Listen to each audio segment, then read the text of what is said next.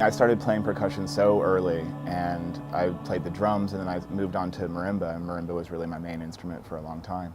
And when I started writing music, my early pieces were for percussion and other instruments and that kind of stuff, but I always found I had a really hard time writing for percussion specifically, and that what I always wanted to get was natural rhythm, and my early pieces were usually spatially notated, and I just became more interested in the textures of other instruments. And sort of the way I'm thinking about my music now is that even though rhythm is an aspect of it, it's nowhere near the most important aspect of it. And so what I focus on is the tuning and the chord structure or a melody here or there, but almost hiding the rhythm and using technology to subvert the rhythm, I guess.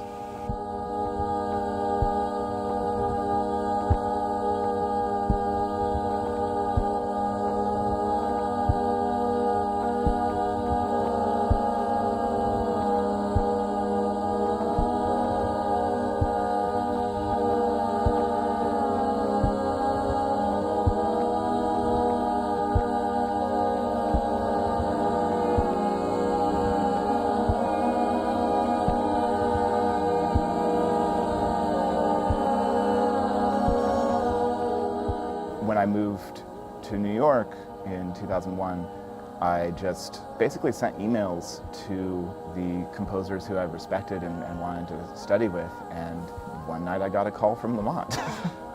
But as soon as I went to my first composition lesson with him, it really just opened my ears and my mind to what had already been present in my work, which were these repeated structures, these slow tempos, these longer statements. And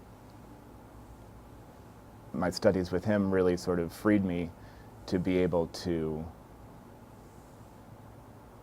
explore those and really take them as far as I could. I studied composition with him for a long time and then began singing ragas, which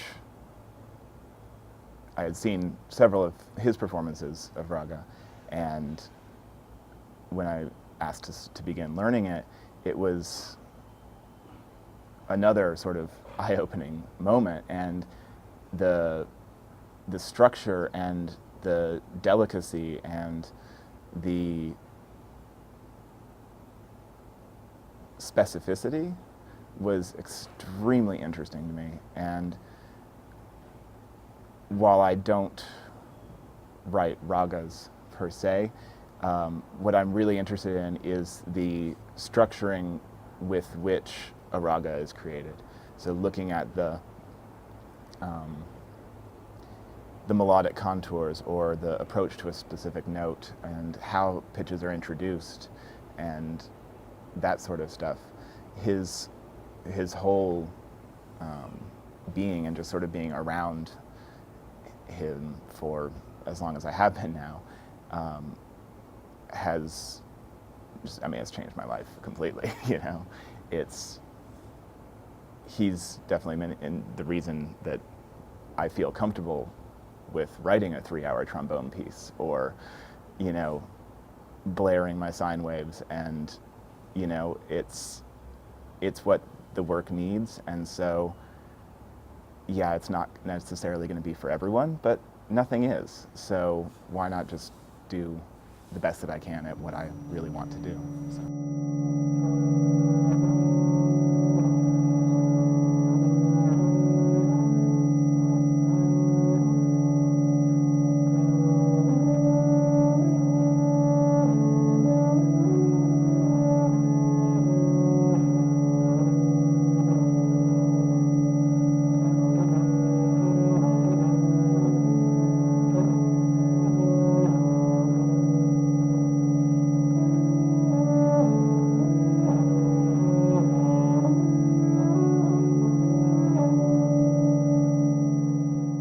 I started really singing, I think, is when I first started to really use just intonation in a focused way.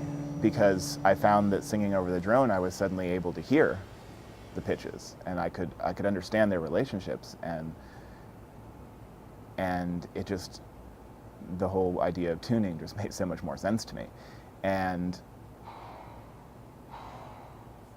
from a mathematical standpoint, the just intonation is very interesting, but I think from a just experiential standpoint as well, the intervals are so satisfying, and you can create rhythm in the air with very small intervals, or you can create this sort of immense sense of calm with something that is just so pure.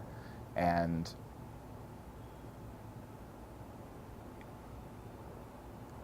the idea of sort of going back to equal temperament now is just kind of horrifying to me. The just intonation stuff has really expanded my palette, and I think also focused my work.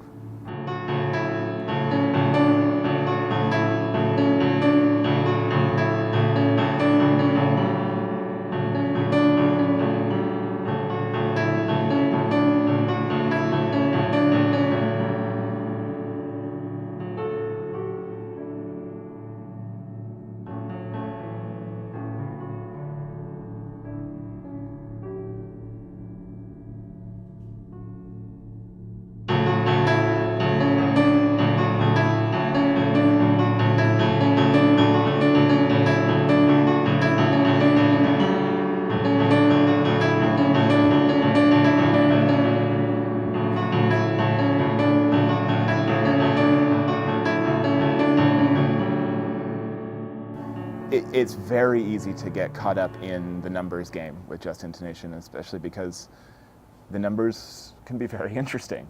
And I like to have a very solid base of numerical thought, but I don't necessarily feel like the audience needs to know about that.